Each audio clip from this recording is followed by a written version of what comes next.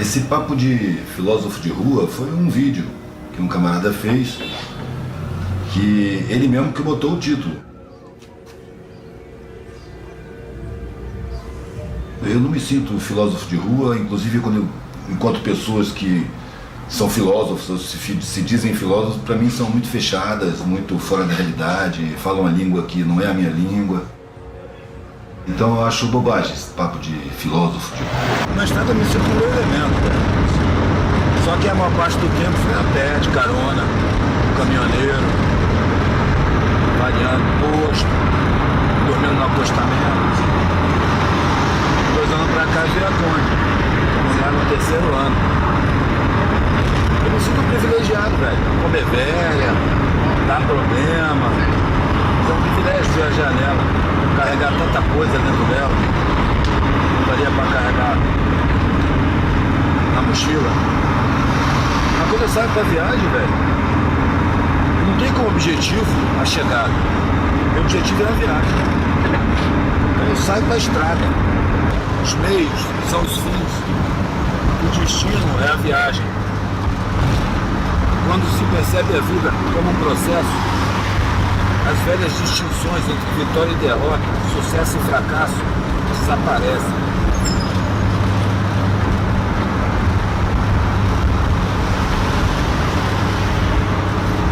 A gente está indo para a viagem. A gente tem um esqueleto dela. Mas o que vai acontecer, a gente vai descobrir. Sabe que a primeira parada é Volta Redonda. A gente não sabe exatamente o que vai encontrar lá. Nenhum evento na Praça Brasil. A gente não sabe nem a hora que vai chegar. Os caras já estão esperando aí para 5 horas da tarde. As pessoas têm esse vício. Qual é a hora exata? Qual é o dia exato? Que hora você chega? Que hora você sai? Não sei. A gente vai saber. Mais ou menos. Esse é o que está andando, é um filtro esportivo. Ele é bom para andar no asfalto. Esse aqui segura melhor a estrada de terra. Cronômetro tá. Agora deu uma folgadinha porque eu meti na gasolina. Mas ele pega. Ele pega.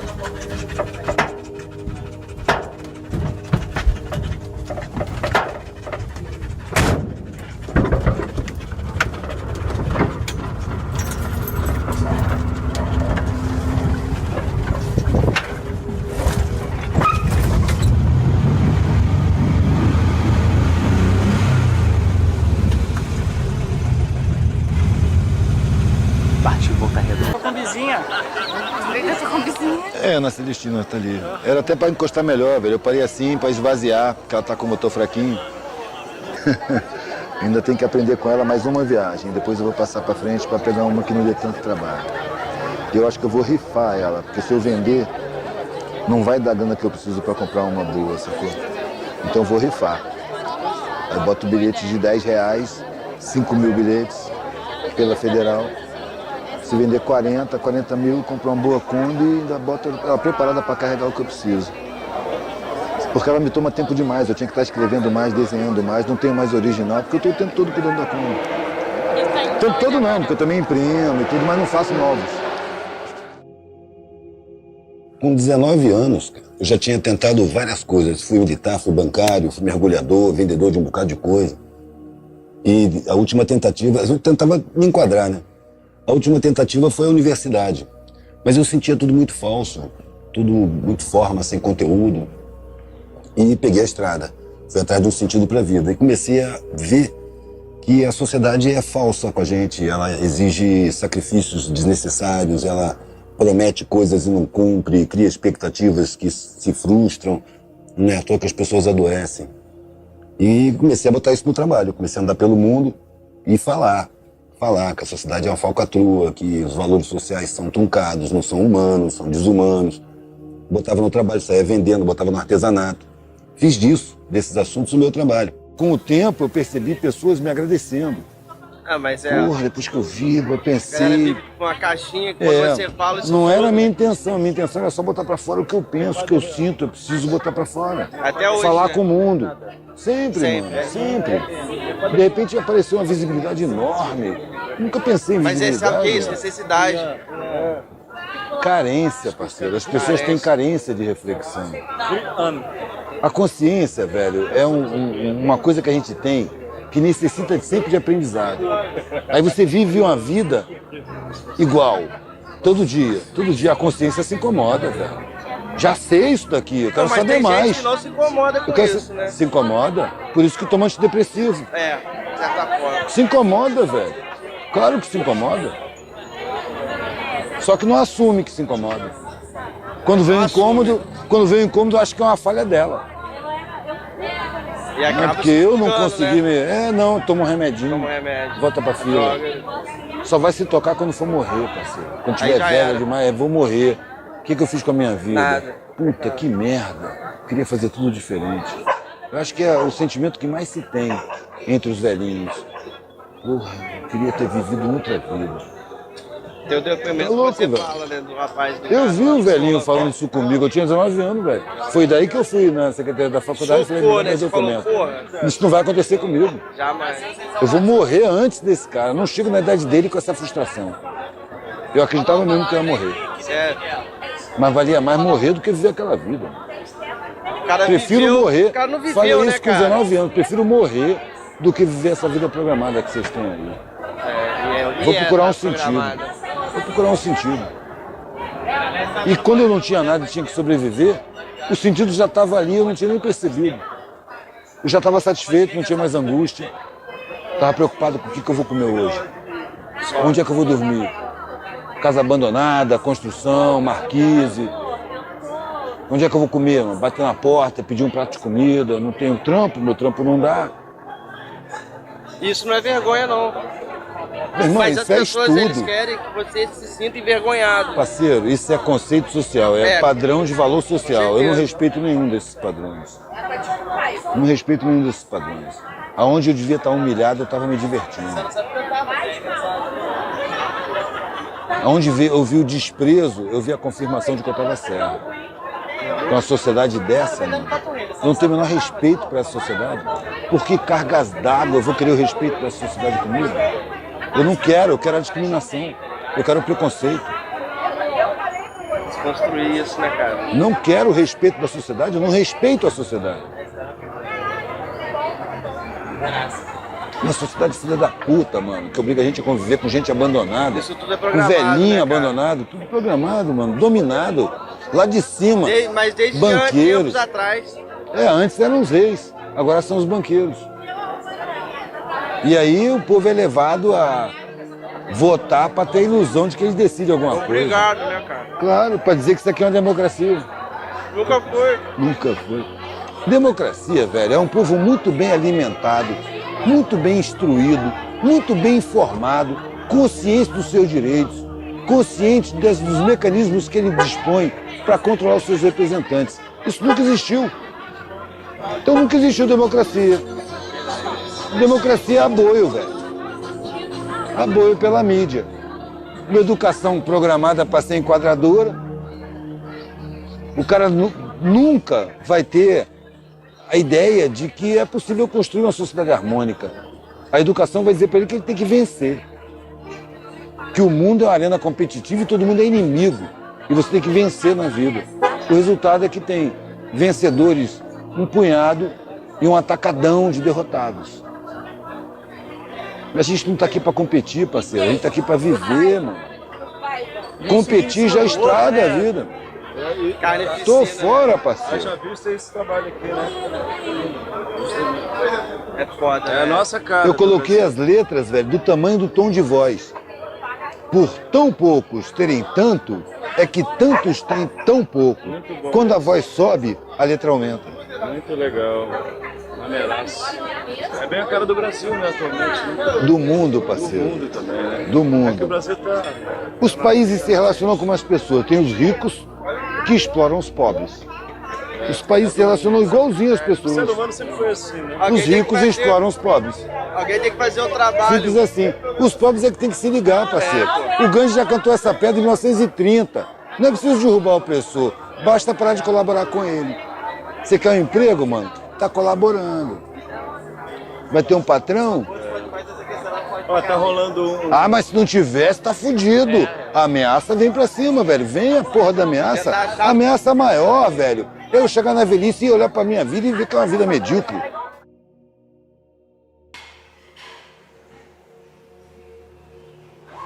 Mas é normal isso? Tipo, sempre aparecer alguém, oferecer um canto ou não? Não, às vezes é comum, não é normal. Pode aparecer, pode não aparecer. Quando não aparece, a gente dá o jeito, velho. A noite passa, o dia amanhece, segue a vida. Tem terror, não. A noite sempre passa, o dia sempre amanhece. Você esteja num papelão, no dia seguinte você acorda, levanta, vai pra vida. Para algumas pessoas seria o fim da linha, né? Suprema depressão. E são pessoas que vão para o seu trabalho, que detestam, que colaboram com o sistema social fudido, vivem pagando carnê, têm uma vida deprimente, tomam antidepressivo. E acham que isso é depressão. Não é. A rapaziada que me conhecia passou a me evitar exatamente por não viver em depressão. Me via na rua, tinha dormido na rua e eu estava brigando, feliz, contente, contando história, o que tinha acontecido na noite. Aí a rapaziada não aguentava. Eu sentia que a ideia assim, pô, eu me submeto a um monte de coisa que eu não gosto, por medo de descer de patamar. O cara tá no último patamar e tá feliz, tá com o olho brilhando, tá falando entusiasmado, gostando. Não quero mais encontrar esse cara. Não vou mais encontrar esse cara, ele passa a me evitar. Não vi ninguém atravessar a rua, conhecido velho, assim. Me ver na calçada expondo, atravessar, passar do outro lado da rua, depois voltar. Incomoda, velho. O não incômodo incomoda. Eu tinha que estar incomodado, eu tinha que estar infeliz, eu tinha que estar deprimido, eu tinha que estar querendo voltar atrás. É uma pergunta muito comum, cara. Você nunca se arrependeu, né? Eu fico pensando de quê? Arrependi de quê? Nunca pensou, nunca lembrou da sua cama, da sua casa. Eu não sentia como minha cama, nem como minha casa. Nunca. Podia estar acordando ensopado de chuva. E não lembrava que na casa do meu pai e da minha mãe tinha conforto. Porque ali o desconforto era muito maior e era interno. Então o desconforto externo era pouca coisa, né? Eu estava descobrindo o mundo, descobrindo a vida, outras formas de viver, de pensar, de existir, de sentir o mundo, de me relacionar com as pessoas, muito mais sincera, muito mais clara.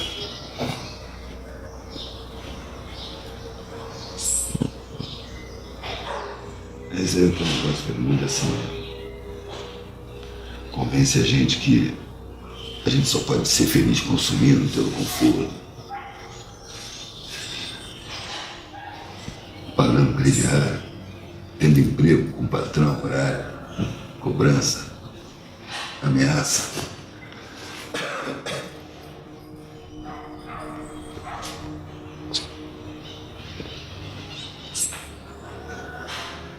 O medo é um implante paralisante. Ou pelo menos se escolher ser melhor os seus medos, né? O medo é uma vida medíocre, uma vida sem significado. Mas o medo implantado é o medo da falta do patrimônio.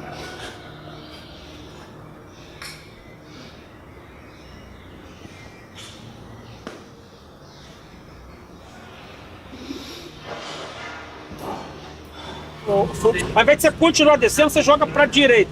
A pista que se você descer, vai sempre nela na mão da esquerda. Você vai chegar no ponto que vai ter a placa, entrada pra Dutra. Aí não tem erro, não. Não Tem uma saída para Dutra que é pro Rio e outra que é para Então, São por Paulo. Rio é pra cá. Aí você passaria por esse viaduto aqui. Aqui você já pega esse sentido de São Paulo já. Carro incendiando. É um Fiat Uno, ó.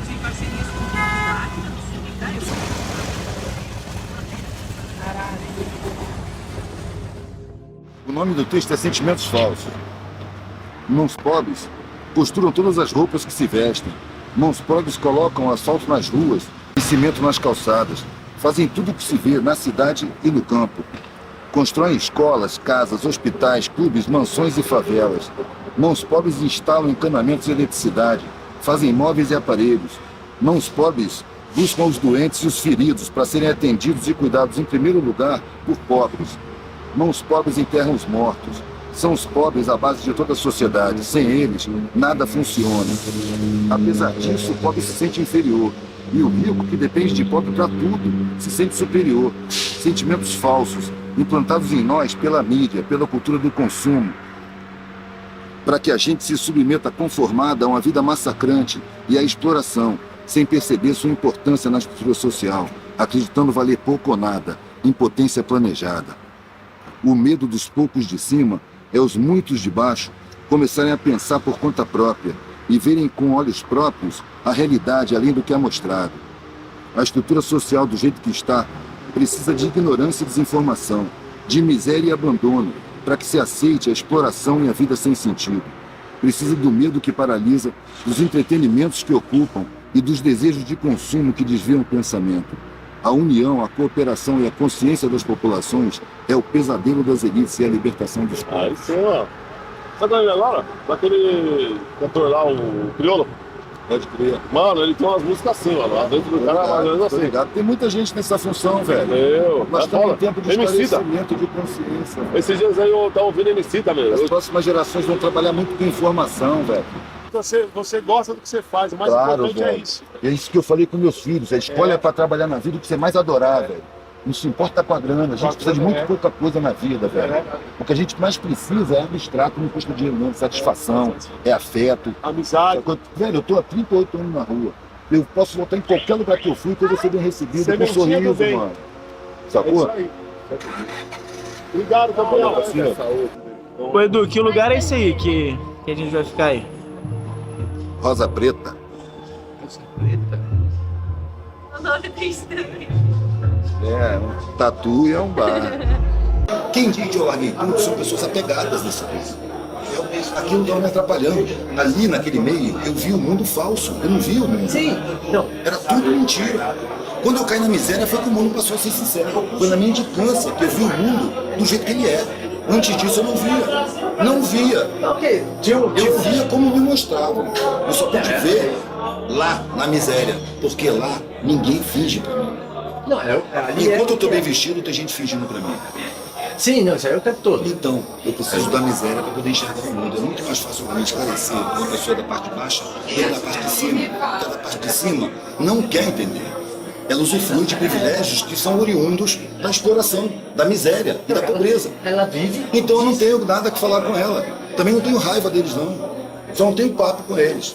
Eu já recusei 3 TEDs, mano. Porque você só fala só com milionário. E os caras ficam putos. Acham absurdo você, um merda social, recusar um evento tão importante quanto um TED. Porque eles não estão. Aí, beleza. Porque eles não entendem os valores que eu tenho, velho. Eles têm os valores convencionais. Eu tenho E aí a outros gente vai valores. ficar na base, a gente vai ficar igual a sua camiseta. A gente tá aqui, ó, trabalhando com a Maria Rendeira, o Riff. A gente vai continuar construindo essa base forte, que é a minha. Eu Isso é muito abstrato pra mim. Não, eu digo assim, ó, esse tipo de oratória, esse tipo não. Mas sabe como é que a minha oratória se formou? Mangueando. Eu tinha que escutar meus filhos. E eu saía toda noite pra rua, pros bares. Não podia botar de dia porque a guarda tomava. Então eu saía Isso na o noite. quê? 90, 2000? De 80 já era? 95 eu manguei. São Paulo? De 80, não. Pô, minha primeira filha nasceu no Espírito Santo, a segunda nasceu na Bahia, o terceiro nasceu em Minas Gerais. E se movimentava, velho. Quando parava de vender, que o dinheiro não dava para comer a alimentação que eu queria, que era orgânica, arroz integral, tudo caro. Eu tinha que escolher, ou eu pago o aluguel e as contas, e vou comer cesta básica, comida industrial, ou entrego a casa e vou comer a comida que eu quero. Eu entregava a casa, ia pra rua com meus filhos dormindo em papelão. E a gente ia comer num restaurante natural, arroz integral, ia na xepa da feira. Meus filhos nunca comeram enlatado por minha conta, nunca tomaram refrigerante, nunca chuparam uma bala, nunca botaram alimentação industrial na boca, até chegar na adolescência. Tiveram formação de saúde massa. Você conseguiu Tem um de cada lugar. fazer a redoma. Quando eu me separei, o casamento acabou com 8 anos, eles escolheram ficar comigo. O menorzinho estava com 4 anos. Aliás, foi a época que eu melhor me alimentei na vida. Mas aí tem um próximo passo. Aí eles caíram no mundo dos prédios, dos negócios, dos números, das cifras. Como é que foi administrar isso? Aí é problema deles, velho. A minha tarefa foi receber essas figuras até que eles possam se segurar. Aí você, Eu sou responsável por eles enquanto eles não se deu pra seguram. eles tudo que Eles assumiram a Lá fora autonomia. não vê isso. Não, eles estavam vendo, mano. Não precisava dizer nada. Já Eles era. estavam na rua comigo, dormindo em papelão. Fruto do meio. Eles estavam vendo a realidade. Eles não estavam fora da realidade como eu, não. Eles estavam dentro da realidade. Sim, aí em certo ponto, Eles já tomaram asa. eles viam os miseráveis como iguais. Então eles Sim, mas seguiam eles pelo caráter. Eles não tinham preconceito contra o maltrapilho. Eles faziam parte dos maltrapilhos. E quando eles foram ascendendo na escala social, eles mantiveram a sensibilidade.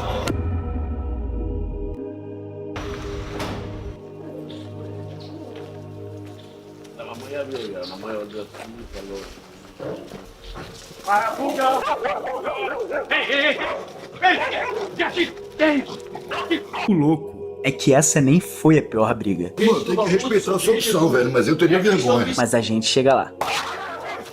Que isso, rapaz? Cadê a educação, cara? Cadê a educação pra receber a galera? Que porra é essa, meu irmão? Esse é o Juarez, que é amigo do Gustavo, que deu uma moral enorme na arte visual do filme. O Juarez não conhecia o Eduardo e deu o mole de falar pro Eduardo que, como patrão, não permitia ouvir desaforos de empregado. Contou ainda que uma vez queria pegar de porrada um moleque que tomou sorvete em seu estabelecimento e não tinha dinheiro pra pagar. Aí, vocês imaginam.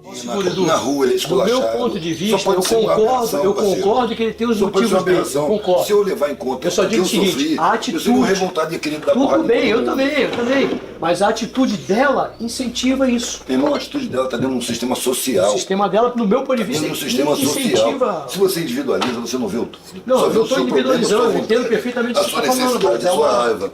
Não foi uma raiva, cara, mas foi assim... Não, você bater no moleque. Não, eu não queria bater, eu falei lógico. Meu irmão, o moleque Você me rouba, entra no meu velho, estabelecimento... e ele vai embora, porque ele já foi roubado. Eu não fui roubado. Aí não justifica. Eu tive todos os meus direitos respeitados. Mas eu O também, moleque nem mas ser eu- humano teve a permissão mas de o ser. fato de ele O moleque permitir não tem roubar- permissão de ser ser humano, parceiro. O que eu levo em conta, velho, é a estrutura que produz miséria e criminalidade. Você vai querer pegar um eu, E ele vai resolver do meu ponto de Por vista. causa de um sorvete, mano. Por causa de um sorvete, velho. Pô, tem que respeitar a sua opção, velho, mas eu teria vergonha. O moleque não sairia falando assim pra mim, O aí, incentivo tá na condição dele nascer, velho. O incentivo já começa ali. Se você for pra cadeia, 99% das pessoas que estão ali sofreram um crime da sociedade antes de tornarem criminosos. A estrutura da sociedade praticamente cria criminalidade e a gente fica se pegando embaixo. Quem sofre as consequências fica se pegando. Você não vai contra a sociedade, você vai contra o moleque. A consequência. Você não leva em conta que a publicidade produz isso não, né? Concordo, levo. O pensamento baseado no próprio interesse e não no interesse coletivo. Pelo interesse coletivo, mano, era preciso ter um investimento maciço em educação. Um investimento fácil de fazer, é fácil, só que não é interessante. É um investimento fácil. Daí não fica fácil explorar. É mais fácil explorar com a ignorância. Então é preciso plantar a ignorância. É porque ele já está com a alma marcada pela violência social. Mas eu acho que a atitude dela incentiva isso, ela poderia minimizar. Não, Mas enfim, meu irmão, você pode matar o moleque. Tem 10 para entrar no lugar dele. tem. Eu era o que eu ia te Então, falar, a reportagem que eu vi uma você vez, quer mais que eu é fiquei de realizar cara. seu eu fiquei de ímpeto cara. vingativo do que resolver o problema. Não, eu fiquei de cara com uma reportagem que eu vi uma... Eu morava na rua muitas vezes, eu era um largado, hippie. Então eu não tinha crédito, pelo contrário, era suspeito e via muito frequentemente o desprezo na cara das pessoas. Quando você sai para vender artesanato de mesa em mesa de bar em bar, você encontra muito desprezo no olhar das pessoas. E no comportamento também, na rua, seguranças, polícia, sempre agressividade, sempre desprezo, sempre maltrato. Mas aquela coisa, eu vi o olhar de desprezo para mim porque eu não cumpria com os rituais sociais. Eu não vendia minha consciência, eu não desejava mais do que eu precisava, eu queria um sentido para a vida muito acima, muito além da propriedade, do conforto material. Eu queria um conforto interno. Então o olhar de desprezo não me diminuía em nada. A única coisa que me incomodava nos olhares de desprezo, que eram muito frequentes, eram os sentimentos dos meus iguais. Porque esses sim se sentiam humilhados, revoltados, porque tinham sido condicionados à sensação de inferioridade. Eu não, eu ao contrário, eu sou originário de uma classe que é induzida a sentir sentimentos de superioridade. Então, quando eu via o desprezo na minha direção, eu achava graça.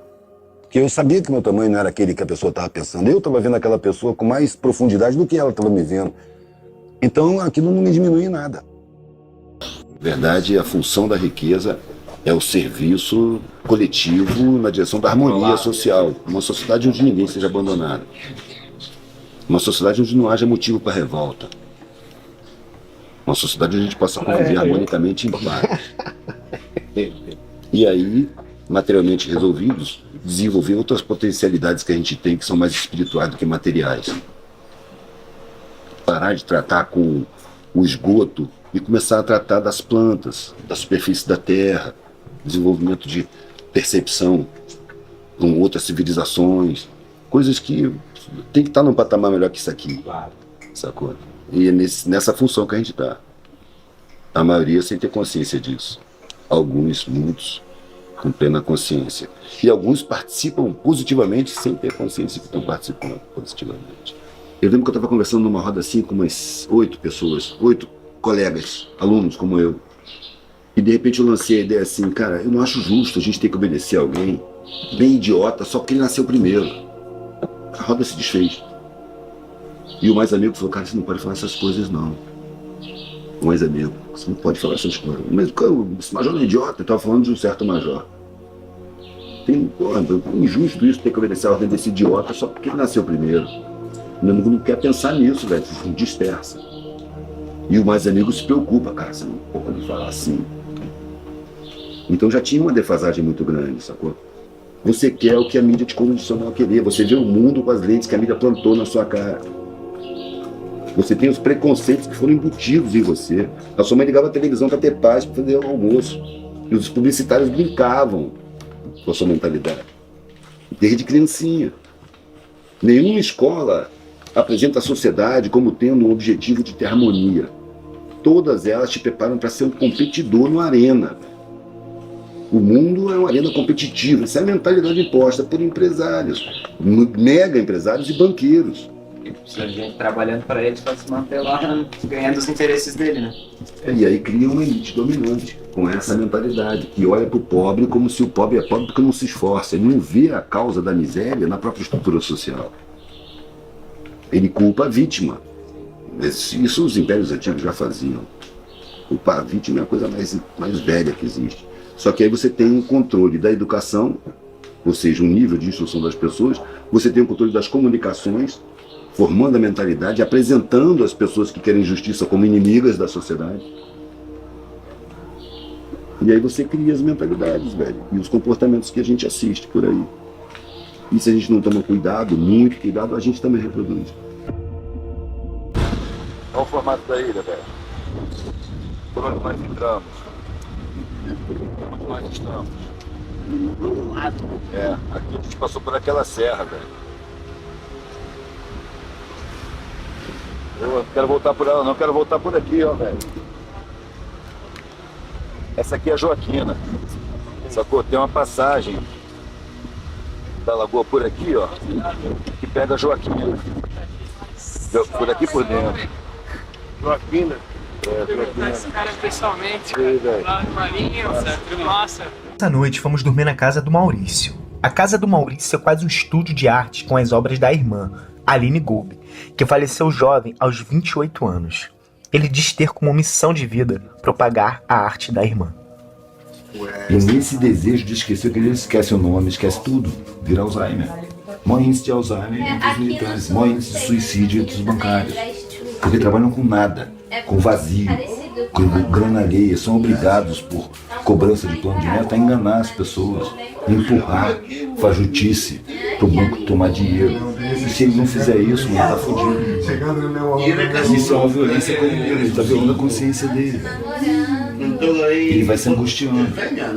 Intrinsecamente eles sabem como o sistema de repente bancário funciona e os outros que são os clientes dos bancos estão sendo.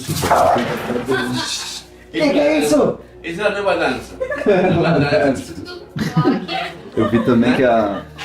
Explica aí, Pepe. O que tá acontecendo, Pepe? Estão dançando aí, cachorrinho. A nova dança é... Essa aí é minha xodózinha. Eu até tirei, ela tava em outra camiseta, tá ligado aí? Pra preservar ela. Como assim? Tem uma diferença na malha, né? Tem. Mais ou menos a malha. Você não sabe nem o que fazer com isso. Ah, eu uso, irmão, eu uso. E cuido.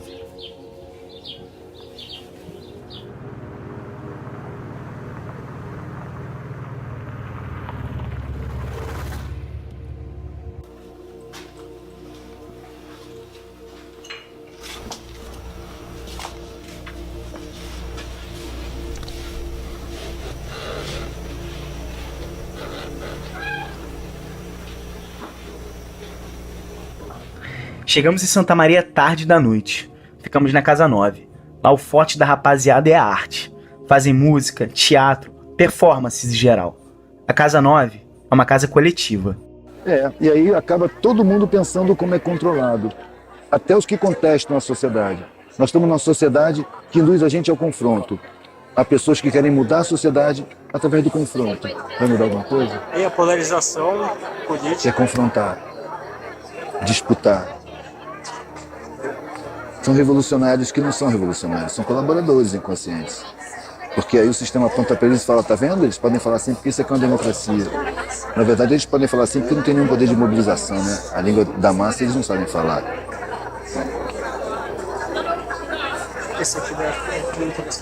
E aí eles pensam que estão contestando e estão colaborando. Estão servindo para confirmar uma fachada, uma farsa. Como se isso aqui fosse uma democracia, que nunca foi. É preciso fazer a revolução primeiro dentro. Se você não fizer, não adianta nada, cara. Aí você vê os caras cheios de vaidade, cheios de verdade, convencidos de que são superiores porque tem academia. Não olha para as paredes da casa deles e vê os serviços superiores.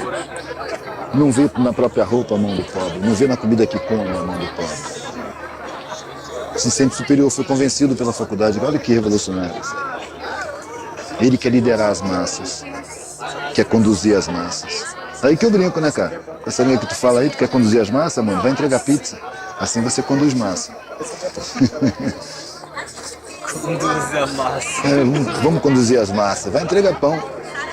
Assim você vai conduzir as massas, porque na favela ninguém entende o que você fala. E você ainda fica puto com eles.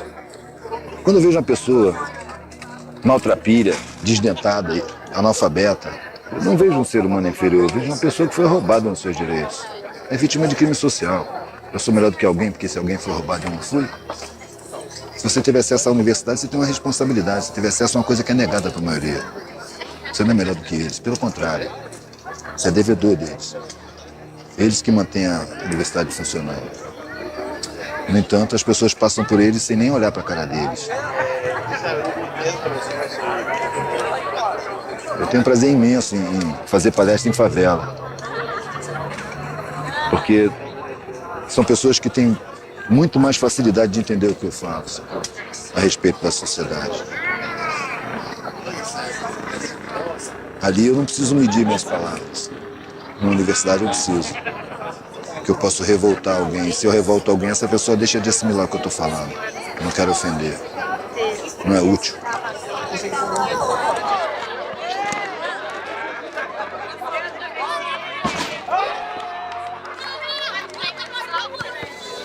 Teve uma vez que em João Pessoa eu cheguei e o cara tinha marcado com o pintor de pintar uma cerca enorme que tinha lá. E eu cheguei com esse papo, aí me arruma um prato de comida. Ele, pô, sem trabalhar? Eu falei, não, se tiver trabalho aí, eu faço qualquer trabalho. Você pinta uma cerca? Eu falei, pinto. Ele falou, pois então, eu marquei com o pintor, ele não chegou, tá aqui, ó, a tinta, o pincel, pai, vamos lá ver a cerca. Eu olhei a cerca, Falei, velho, vai levar umas 5 horas pra pintar essa cerca. Falei, tudo bem, velho, você encara? Eu encaro, mas são 5 pratos de comida. Eu falei, não, tudo bem. Eu já tinha dado papo pra ele que eu não pegava em dinheiro, né? Ele não tinha acreditado. Mas não falou nada. Me deu o serviço e eu pintei. Pá, uma mão, secadinha, segunda mão, secadinha, terceira mão. 5 horas. Aí fui lá, já tava o prato de comida. Aí eu terminei de comer e falei, ó, você pode voltar pra pegar os outros 5 pratos de comida, tranquilo, velho. Mas esse serviço que você fez vale muito mais do que 5 pratos de comida e botou um dinheiro na mesa. Eu era moleque, não tinha filho. Eu levantei as 2 mãos e falei, ô, meu irmão, não pega isso aí não, velho. Pode guardar essa porra, você não tá acreditando não? Aí ele chamou o cozinheiro. Ô, fulano, ele não pega dinheiro mesmo não, ele é maluco. Eu estava passando João Pessoa, ia passar 1 ou 2 dias, fiquei uns 5 dias, que era um prato de comida por dia. Fiquei para comer a comida que eu ganhei pintando a cerca. Está separando. Vamos fechar esse aqui. Tá. Eu queria saber quanto é que tá esse. 15. E esse. 8. É, porque essa capa aí eu faço na mão. Eu compro o papel A1, corto no estilete, sabe?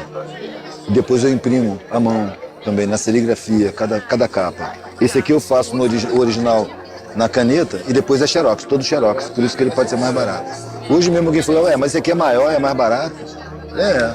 Tá, vou levar esse. A Kombi também é muito mais barato do que aquele carrinho humildinho, espremido assim, que parece que o cara freava e capotar de frente, sabe qual é? A Kombi é muito mais barata, velho. É muito maior, E é muito bom, mais né? barata. Tem até um cheiro diferente. De gasolina. Ah, caneta. É um prazer te escutar sempre. Pode crer, obrigado. Eu só falo óbvio. O prazer eu acho que é porque você já sabe tudo que eu tô falando. Valeu. Massa. Cara, cada um abre seus próprios olhos quando deseja abrir, né, velho? Ninguém abre os olhos de ninguém. Seja com 20, seja com 80. Eu tenho Quanto pesa 20 reais? 8. quero esses 3. E daria 24. Você fica devendo 4, tudo bem? Tudo bem. Massa. Tranquilidade. Bom proveito. Muito obrigado. De nada, velho. 8. 8? Isso. Rapaz, eu tenho 7 quilos. Tenho... Fazer o quê, né, parceiro? Eu ficar devendo 1. Tá. Eu queria que tu, então, já que tu tá fazendo essa gente... Tu tem caneta, mano? Assim, Não, eu tô de bobeira mesmo. Tem caneta aí? Não tem. Eu também não tenho. Alguém tem uma caneta? Ninguém tem uma caneta. Ô, velho, uma vez eu tive uma escritora me visitando, velho, e eu tava com um grupo em casa pra passar um filme e ela veio, uma velhinha, com escritos ótimos. Helena Ortiz, aliás, acho que é gaúcha. E ela chegou e deu um livro pra cada pessoa. E para cada um que ela dava o livro, falou, não me pede mais para escrever nada aqui não, porque tudo que eu tinha que escrever já está escrito aí. Sacou? Isso é uma convenção, mano. Olha a caneta aqui, se você ainda quiser. Não, acho que eu vou... Pode crer, velho, adoro assimilação. Como é seu nome, velho? Hein? Ah, você me deu o quê? Tirei 10. E eu? 10 conto? 10 reais? 10 pila. Pra esse daqui. Ah, tá. Eu tô vendo um monte de coisa aí. Você vê que eu sou meio confuso, né, velho? Faz parte. Massa, massa. Ainda bem que você lembrou, né? Tem gente que fica tímido porque o cara não me pagou e vai embora, não fala nada. O filho da puta mordeu de 2 contos meu. E sai falando aí, né? Ainda sai falando, velho. Dele falar, o cara, pô, o cara é viajante, mano, esquece as coisas. Fala, mano. E aí? Sou das artes também Tranquilidade. aqui. E se precisar de uma manutenção na Kombi, coisa assim, que tá na banda aí, tu me liga daí que a gente dá um... Turma, mas amanhã eu vou procurar exatamente a manutenção. O acelerador tá agarrando, o cabeçote tá desregulado. Só meio ligado aí. Tu regula o cabeçote? Ui, irmão, é só que precisa. Acho que eu tô andando com 3 cilindros. É, falhando. É. Não tá falhando não, tá até bom. Mas fraco, muito fraco, velho. Subidinha que eu andava de terceira tem que ser de primeira. Daí tu me liga. Eu tava me sentindo fenemê. Tu pegou o fenemê? Coisa assim, e eu venho, te acho em algum lugar, a gente leva lá e dá uma manutençãozinha. Tchau e Massa. O Harry, eu acho que ele tem aquela parada de que vê no celular o mapa, sabe como? Sim, De repente nem precisa se dar o trabalho, não. Ah, se tem mapa eu chego, velho. BR que vai pra universidade ali. Pô, massa, massa. Amanhã eu vou baixar lá. Pô, caiu do céu, mano. Tá. Massa. Aí conversamos melhor. Se conversamos melhor. Valeu, velho. Tá teu nome aqui, né, velho? Claro. Massa, massa. Valeu.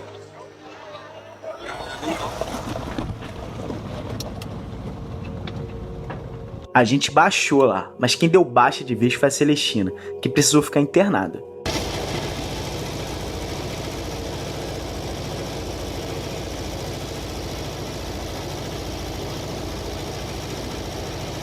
Com isso, para seguir viagem para a palestra na Unipampa, junto com o Mujica, a universidade mandou um carro oficial. O Rock também ficou e não pôde conhecer o Mujica.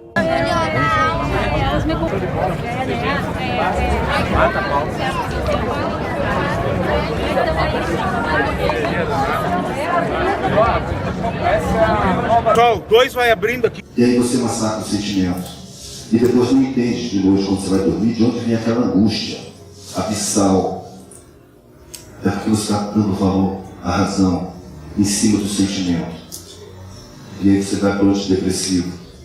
Assim como zilhões de pessoas consomem toneladas de antidepressivo. Eu acho que por conta disso é um massacre do sentimento pela razão. Eu inverti esse sinal, esse processo. O meu sentimento está muito acima da minha razão. Eu não permito que a minha razão se meta a entender o que ela não é capaz de explicar o inexplicável, conceber o inconcebível, impor sob ameaça. Eu falei com a minha razão, desce daí. O sentimento vai resolver. Você vai assessorar o sentimento. O sentimento decide o que eu vou fazer com a minha vida e a razão vai dar um jeito de botar em prática o que o sentimento decidiu. E com isso eu ganhei paz comigo mesmo.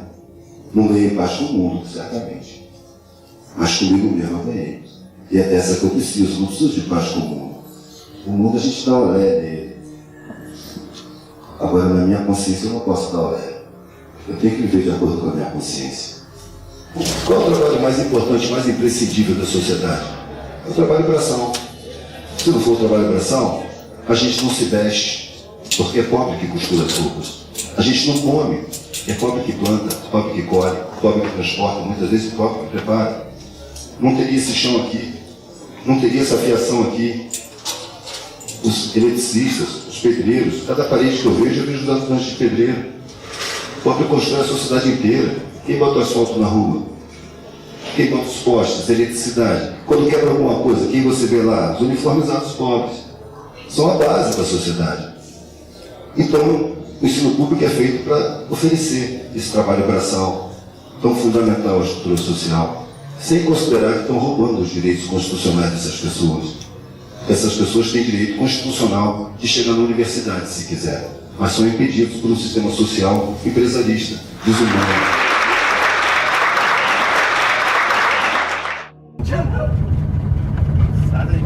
A gente pega Assis Brasil por aqui? Pega. Quem nos deu abrigo essa vez foi a galera da Conceito Arte, que fica no Sarandi, periferia de Porto Alegre. Lá a galera desenvolve trabalho com plantas e promove muita atividade cultural pra molecada local.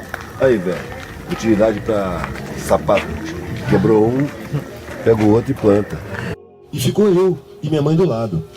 E eu fiquei olhando, aí ele pegava cada pessoa dessas que ele mandava ficar, botava num banco. Aí ele chegava com meia dúzia de freiras.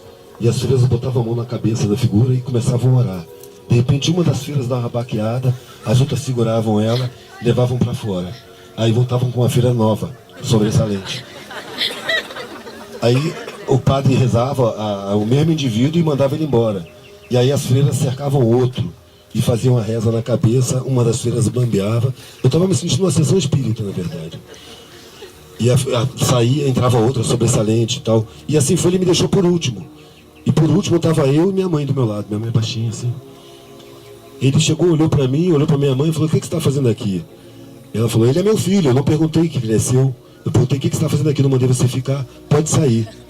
Aí minha mãe saiu, eu fiquei olhando para ela espantado, porque minha mãe, ela não admite essas coisas não. Tá pensando que tá falando com quem? Põe no seu lugar, me respeite. Mas ela calou a boca e saiu. Eu fiquei olhando para ela: pô, o cara tá com moral. Aí ele botou um banco, me sentou, mandou as filhas embora, botou um banco, sentou na minha frente e ficou me olhando só, sem falar nada, me olhando.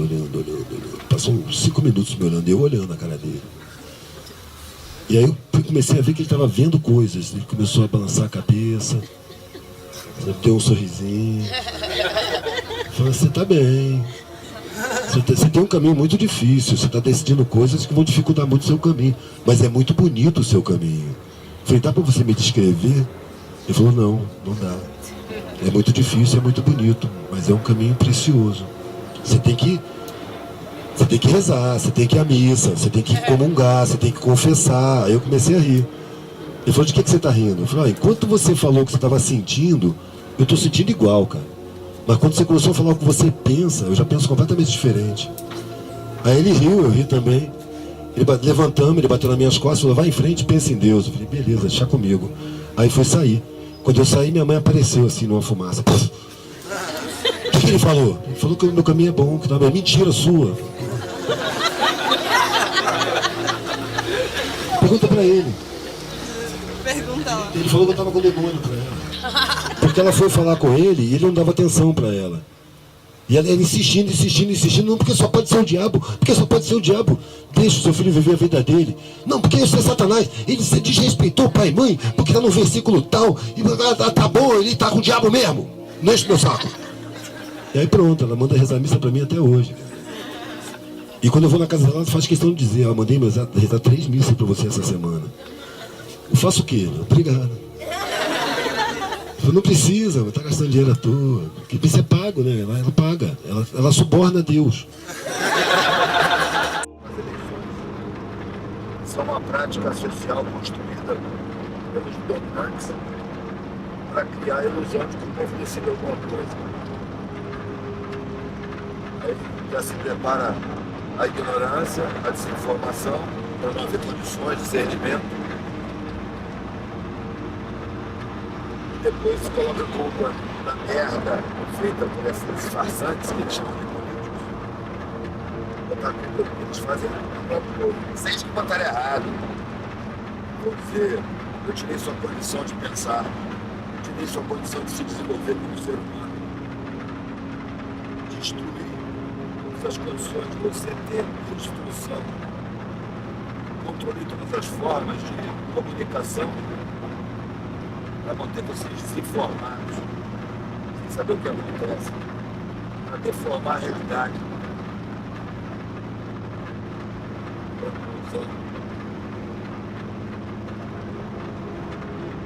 A gente se tocando. O processo já vem há milênios. Esquerda ou direita? Frente.